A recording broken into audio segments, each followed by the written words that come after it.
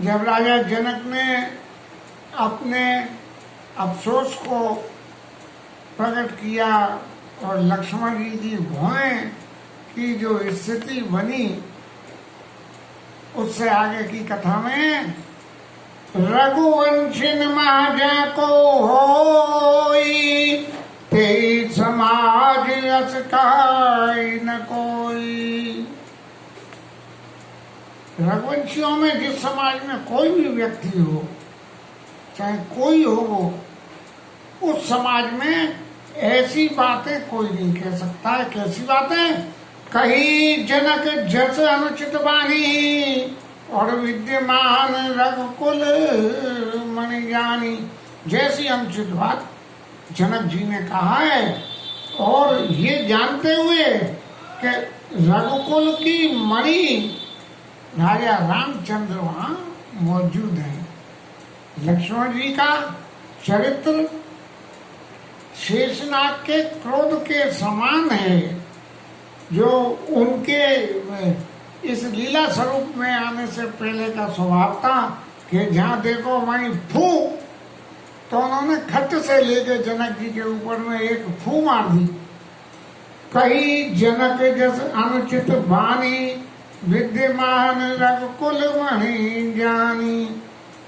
और सीधे तो कुछ कह नहीं सकते, इतनी बात बहुत है। तो हम क्या करना चाहिए? एक व्यक्ति के जीवन में एक सहज प्रक्रिया की बात है कि जब हम किसी अपने बड़े से कुछ न कह सके तो अपने छोटे को कोई बात ना, ए सुनो तो सही, तो ये मालूम है ऐसा क्यों होता है? बस। तो भगवान राम को जो है संबोधन करके कहने लगे, सुनो भान कुल पंकज भानु, काऊ स्वभाव न कछु अभिमानु।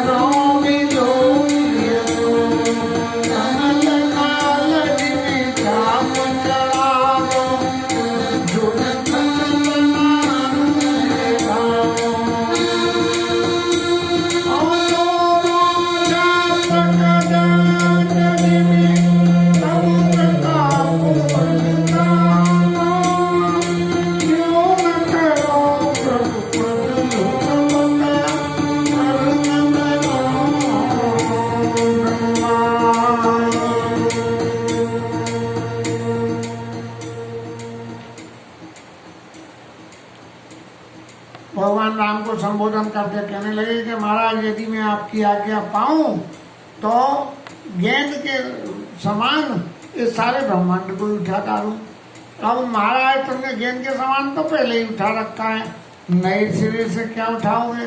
तभी उनकी समझ में आ गई बात। तो बोले काचे घटरी भी डालो फोड़ी, मतलब ब्रह्मांड को फोड़ भी दूंगा कच्चे घड़े की तरह से। और सकऊ मेर मूलक जिमी तोड़ी, मूली को जैसे तोड़ते हैं बीच में से, ऐसे मेरू पर्वत को तोड़ दूंगा। हेलो भैया, ये तो सबकी जो है हवा खराब करने के लिए लक्ष्मण जी ऐसी बातें बोले। तब प्रताप महिमा बलवाना, और काबा पुरो बिना पुराना, जो पुराना धनुष मारा क्या मायने रखे? जब मैं सुमेरु पर्वत को तोड़ दूं और गेंद की तरह से ब्रह्मांड को उठा दूं, ना तो जान ऐसी आयस देव, ऐसी जान के कि मेरे में इतना बल है, मैं ठीक है अपने बल को छिपा के आपके चरणों की सेवा कर रहा हूं मैं, लेकिन आपके प्रति जो जनक जी ने भाषा की है वो मेरे को सहन नहीं हो रही है। तो मैं इसलिए जो कौतुक करूं, आप जरा उसको देख के मजा तो लो कि ये जो है लोग वहां हंसी उड़ा रहे हैं हम लोगों की कि अब जने को माँ खे भटमानी, वीर विहीन महीने जानी। इस पृथ्वी पे कोई वीर व्यक्ति नहीं है, तो मैं क्या करूंगा कि कमल नाल जी में चाप चढ़ावा। जैसे कमल की डंडी होती है वो नरम होती है, जो गोल हो जाती है, कमल नाल जी में चाप चढ़ावा और योजन सत प्रमाण ले दावो। 100 किलोमीटर तक लो, 100 योजन तक, 200, 250, 300 किलोमीटर हो गए और वहां तक भागा चला जाऊंगा। और फिर क्या करूंगा? तोरो छत तक डंडी है। तब प्रताप बलनाथ, आपके बल की वजह से, इसमें मेरा कुछ नहीं है। श्रेष्ठ पुरुष हमेशा कोई भी काम जब करते हैं तो उस काम का श्रेय किसी दूसरे को दे देते हैं। और हमारी राजनीति में काम करे कोई और श्रेय खुद लेते हैं। जो न करो प्रभु पद शपथ, आपके चरणों की दुहाई देकर कहता हूं कि मैं धनुष बाण को रखना छोड़ दूंगा। अब जब लक्ष्मण जी ने अपने स्वभाव जन इतनी कड़वी बात कह दी, अब इतनी कड़वी बात को कह के तो सब लोगों की तो हवा खराब हो गई। अब जो जबरदस्ती सीता जी से विवाह करना चाह रहे थे, बिना धनुष तोड़े ही जो विवाह करना चाह रहे थे, उनकी तो वो तो चूहे के बिल में घुस जाते हैं, ऐसे घुस के तकने लगे। और अब उस सभा में बहुत से लोग ऐसे भी थे जिन्हें बड़ा सुख हुआ। अब वो कौन थे? लखन सकोप बचन जो बोले, डगमगाई मैं दी गज डोले। दिशाओं के हाथी अपनी जगह हिल गए, इतने कर्रे वचन बोले, इतनी जोर से बोले, तो हमारा सभा का क्या हाल हुआ होगा इसकी कल्पना हम कर सकते? हम नहीं कर सकते। लेकिन जब साहित्य सृजन में इस टाइप की उपमा देनी होती है तो अतिशयोक्ति अलंकार में देते हैं। इसलिए जो है गोस्वामी जी ने डगमगाई में दिख गए डोले, सकल लोग सभा डराने,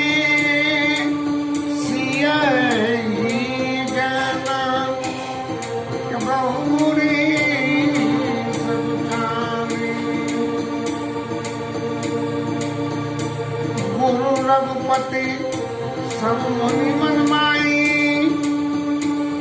मुदित भई मुनि मुनि कुल आई। लक्ष्मण जी के इन वचनों को सुन के सब लोग तो डर गए, सब राजा लोग तो डर गए, और जो जनता बैठी थी उनकी तो बिल्कुल भूत देखे की हालत हो गई। ये भैया ये तो इतनी जोर से गुस्सा कर रहे हैं। और सीता जी के चित्तों में हर्ष हो गया और जनक जी पछतावा करने लगे कि इतना बड़ा ज्ञानी होने के बाद भी मैंने ज्ञान की बात कर दी। गुरु रघुपति सब मुनि मन माही, सब लोग अपने मनि मन में और मुदित भये पुनि पुनि पुलकाई, ऐसी पुलकावली हो गई। गुरु जी तो कह रहे हैं मेरा काम सफल होगा, राक्षसों के मारने की मुझे की तैयारी हो रही है। और भगवान राम काहे को पुलक रहे हैं कि अब सीता जी से सेवा करवाने का मौका मिलेगा। और मुझे तो भाई पुण्य पुण्य पुलकाई अपने शरीर में ऐसा पुलकायमान हो रहा है कि इतने दिन से इस लीला को करते करते बिना भारिया के, अब भारिया के संग में आगे की लीला चलेगी, इस आनंद को विचार करके भगवान राम जो है वो पुलकावली हो रही है।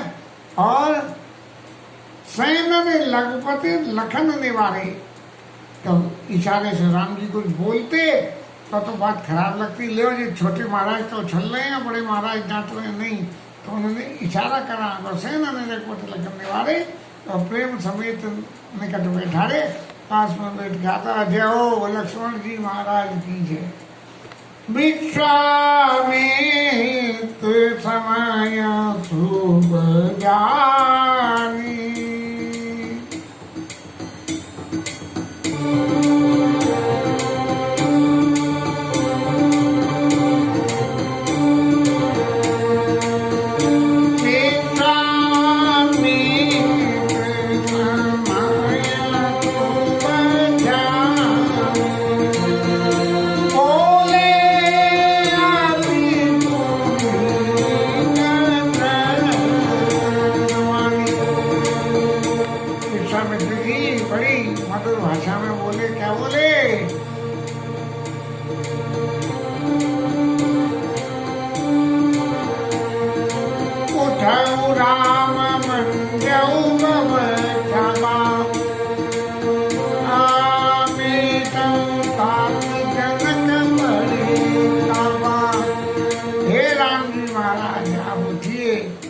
जनक जी के मन में जो पश्चाताप है कि मैंने ये गलत बात कह दी कि वीर महीने जानी आप धनुष तोड़ दोगे, सोई धनुष तोड़ते ही सब्जेक्ट मैटर ही बदल जाएगा।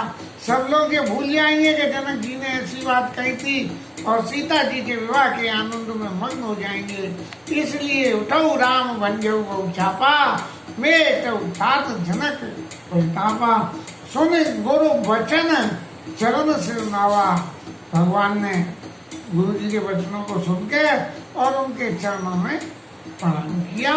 कोई भी अच्छा काम करने को जाओ तो घर के लोगों से आशीर्वाद लो। अब लोग वहाँ घर से बाहर कहीं बिजनेस टूर पर जाते हैं, घर के बड़े लोगों के पांव छूते हैं, अब तो मर्यादा सब खत्म हो गई। लेकिन पहले ऐसे ही होता था कि बड़ों से आशीर्वाद लेके जाओगे तो सफलता अच्छी मिलेगी। इसलिए सुन गुरु वचन चरण सिर नावा, और हर्ष विषाद न कछु उड़ावा। न हृदय में हर्ष हुआ न कोई विषाद हुआ। विषाद का तो कोई मतलब ही नहीं था, लेकिन हर्ष भी नहीं हुआ। हर्ष क्यों नहीं हुआ भगवान को? हर्ष इसलिए नहीं हुआ कि ये तो लीला सब जो है मैच फिक्स है, ये तो सबरा मैच फिक्स है, तो उसमें एक क्या, वो तो सब मालूम है, तो एक्टिंग करनी है मंच पे, सब करनी है भगवान। ठाड़ पे उठ से सुबहाए ठवनी जुआन नगराज लजाए। ऐसे अपने सही स्वभाव से खड़े हो गए जैसे शेर खड़ा होता है। शेर का वजन बहुत होता है, इसलिए वजन बहुत होने से उसको खड़े होने के लिए पहले आगे के पैरों से दाब लगानी पड़ती है और फिर पीछे के पैरों से लगाता है, तब जाके खड़ा हो पाता है। तो भगवान राम गुरु जी को प्रणाम करा, झुके, और झुकने के बाद जो खड़े हुए तो कमर से तो झुके, जैसे शेर पेड़ पे दाब लगाने को आगे झुकता है, और पीछे से फिर पैरों से खड़ा होता है। तो ठवन जवाब लग जाए, ऐसी क्रिया थी गुरु जी के चरणों में प्रेम करके खड़े होने की कि उनसे जो है सिंह महाराज भी जो है लज्जा हुए कि देखो कैसे आसानी से ऐसे खड़े हो गए। उदित उदय गिरिमंच पर रघुबर बाल पतंग, विकसे संत सरोज सब हर से लोचन रंग। जैसे उदयाचल पर्वत के ऊपर में, और वो सूर्य नारायण उगते हैं, तो ये उदयाचल पर्वत है, इसके पीछे से धीरे से ऐसे उगते हैं।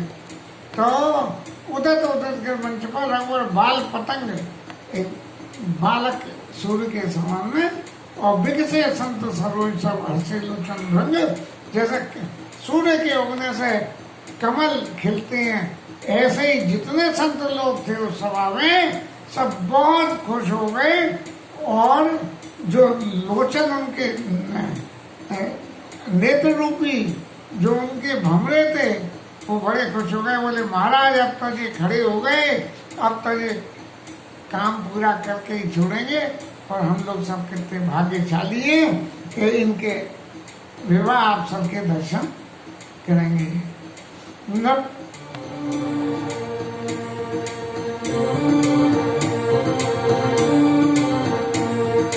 नपन की आशा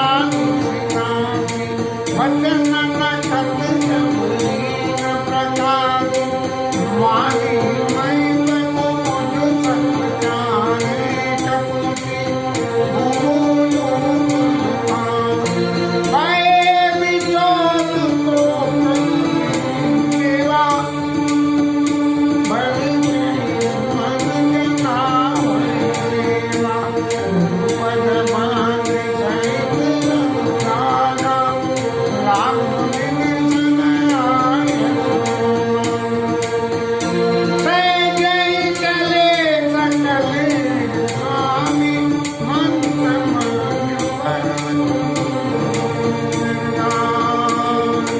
सतराम समुद्रकारी, पुलक पूरे तन भय सुनारी, मंदिर पितर सुर सकल समारे, जो कटपट प्रभाव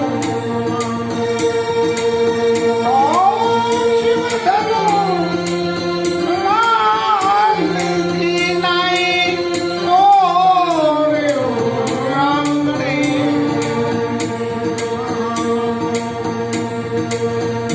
भाई प्रेम समेत लगी सकिन समीप बोला,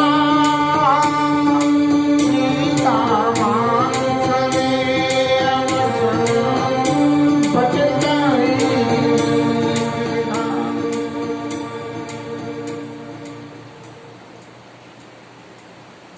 जो राजाओं की आशा रूपी रात्रि थी, जो उम्मीद कर रहे थे कि हम धनुष तोड़ लेंगे, वो सब खत्म हो गया खेल।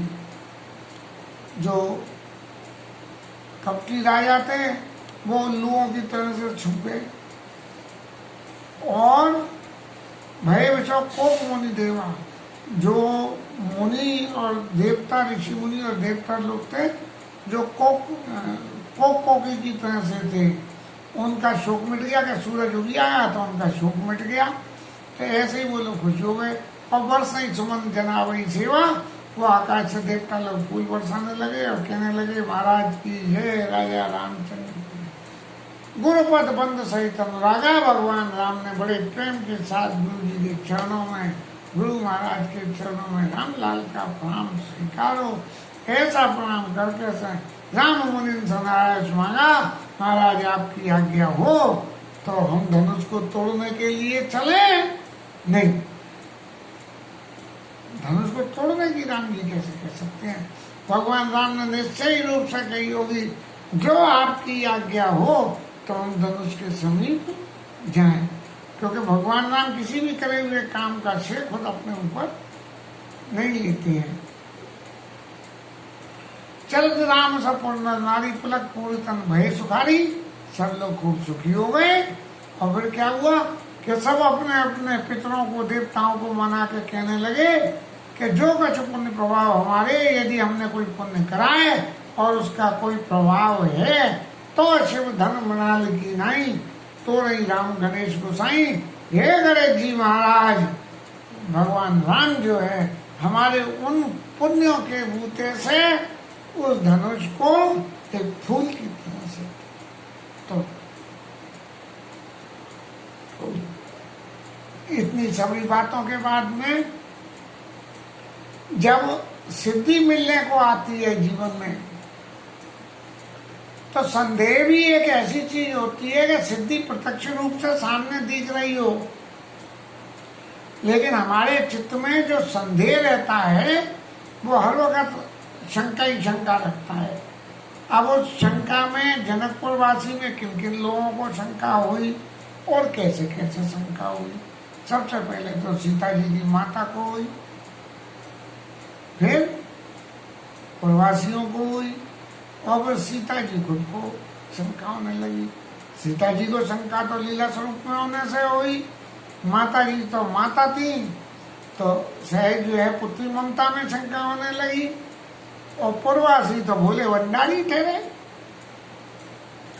इतना सबरा स्वरूप सुनने के बाद में, लक्ष्मण जी की इतनी कड़वी भाषा बोलने के बाद में भी चित्त में फिर भी उनके संदेह रहा। अब ये संदेह की कथा तो बहुत लंबी है, तो इसको जो है कल से शुरू करेंगे।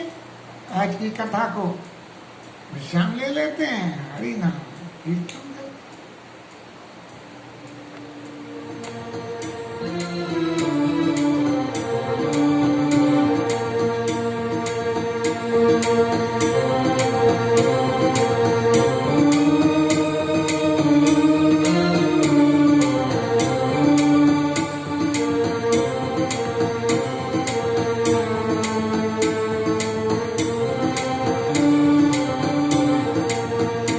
Hare Krishna,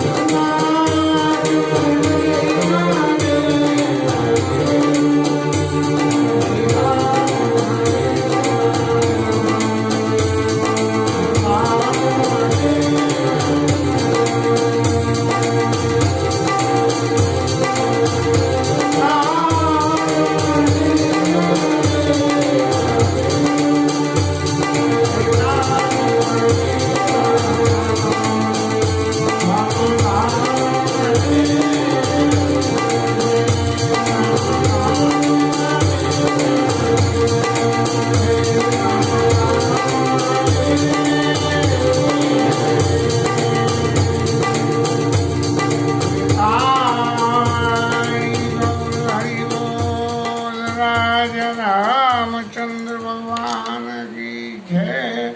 शंकर भगवान की जय। राज महाराज जय जय श्री राम।